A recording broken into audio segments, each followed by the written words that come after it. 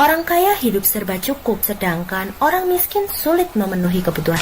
Dalam beberapa waktu ke depan, kami akan membahas mengenai kesenjangan ekonomi yang terjadi di sekitar kita.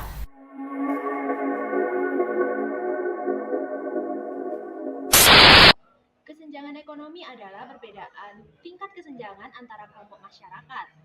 Orang kaya hidup serba cukup, sedangkan orang miskin sulit memenuhi kebutuhan dasar seperti makanan, pendidikan, dan tempat tinggal.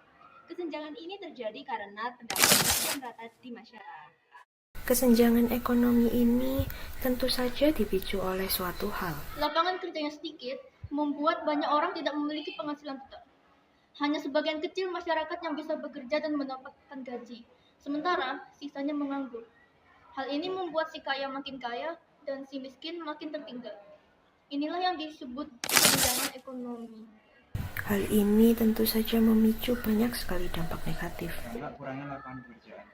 Yang pertama, pengangguran meningkat sehingga banyak keluarga kehilangan sumber penghasilan. Yang kedua, kemiskinan bertambah karena kebutuhan hidup tidak bisa terpenuhi. Yang ketiga, masalah sosial meningkat seperti kejahatan, stres, dan sejenis konfliknya.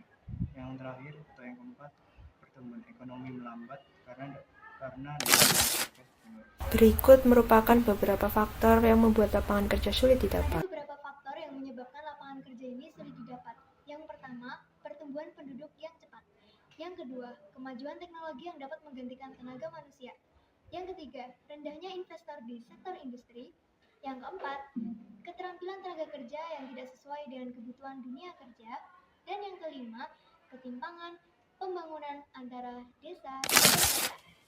Selanjutnya ada beberapa upaya untuk mengatasinya. Tidak mengatasi kekurangannya lapangan kerja. Yang pertama, meningkatkan kualitas lapangan kerja dan pelatihan kerja. Yang kedua, mendorong masyarakat berwirausaha. Yang ketiga, pemerintah menciptakan kondisi yang baik dan mendukung agar investor mau membuka perusahaan baru.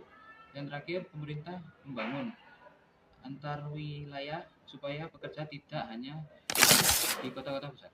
Kira-kira apa ya keterkaitan masyarakat dan juga pemerintah untuk kasus seperti ini? Selanjutnya, peran pemerintah dan masyarakat mengatasi kesenjangan ekonomi tidak bisa dilakukan oleh satu pihak saja. Ada pemerintah yang perlu membuat kebijakan yang menciptakan lebih banyak lapangan pekerjaan, seperti program padat karya, dukungan terhadap UMKM, dan peningkatan keterampilan tenaga kerja. Ada juga masyarakat yang harus aktif untuk meningkatkan kemampuan diri, misalnya dengan belajar keahlian baru dan melakukan usaha kecil-kecilan.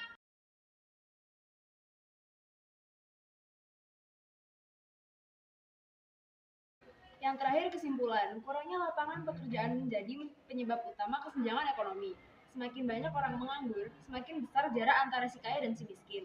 Oleh karena itu, dibutuhkan kerjasama antara pemerintah, dunia usaha, dan masyarakat agar tercipta kesempatan kerja yang merata dan kesejahteraan bisa dirasakan oleh semua lapisan masyarakat. Itulah penjelasan singkat dari kami mengenai kesenjangan ekonomi